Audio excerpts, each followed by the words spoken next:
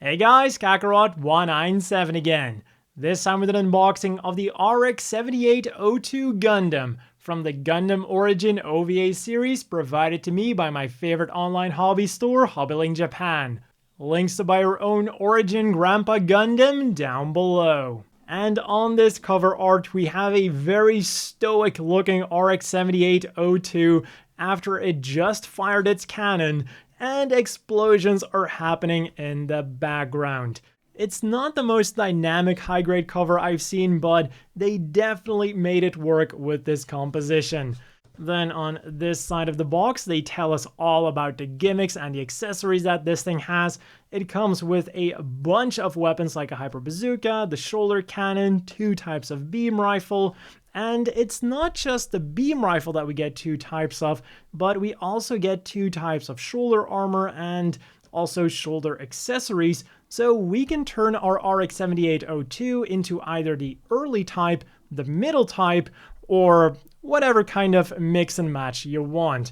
Because hey, Gunpla is freedom. Then on the other side, we get a bigger overview of what the early type and the middle type will look like, and also a quick overview of the story of the RX-78-02. And it's not just the RX-78-02 they're telling us about, but they're also telling us about Gundam the Origin in general. And then on the other sides of the box, we of course just get a repeat of that nice cover art. So then, let's go ahead and see what all the stuff is we're getting inside, because I've got a feeling it's going to be quite a lot.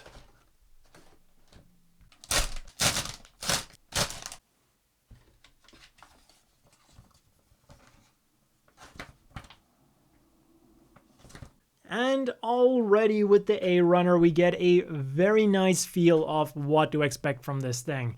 Everything is nicely detailed, but not over-detailed. The shield even has a sliding track, not too bad for a high grade. And even though the yellow is quite nice and vibrant, the red and the blue is a bit more subdued than I've seen with some other RX-78-02 iterations, which is definitely something that I like. And the only thing on this entire runner that really has to be painted is the V on the crotch, which is very easy to forgive if we have a quick look at the eyes, which also come with the Vulcans. So those are not gonna have to be painted, which is some crazy attention to detail for a high grade. Then on the B1 and the B2 runner, we get some more nice detailing. Like on this part, we've got a cable running on it. On the knee part, we've got a cable running. And like even the small vents this time are molded in the correct color, which is really nice to see. And also like the amount of detailing on small parts like this Gatling gun that goes onto the chest is just mind-blowing. The C runner then is a bit more average. There's not really anything to say about it. It's got all of the joints, the hands, and whatnot. Then next up, we've got the D1 and the D2 runner, and this is another runner where some really cool attention to detail shines through. Quite literally with the knee armor, because as you can see, they actually left the gaps for the gray behind to shine through. Well, to come through. And I remember when I first saw that on a master grade, and I thought, oh my god, this is so cool. This is such a cool master grade feature. So again, that says a lot about the engineering that they put into this kit. Then the E-Runner has the backpack and the 2 beam rifles, and I gotta say, I really like the look of that early type beam rifle. Honestly, I think I'm mostly going to be building my Gundam as the late type, but totally giving him the early type beam rifle. Or both. And then the H-Runner is the second remolded runner of this set. The first one was the Origin inner frame, and this one is from the ground Gundam, or well, the ground used Gundam from the Origin. It's got the cannon, it's got the beam saber holders, it's got the thrusters of the backpack, and well, that is your lot.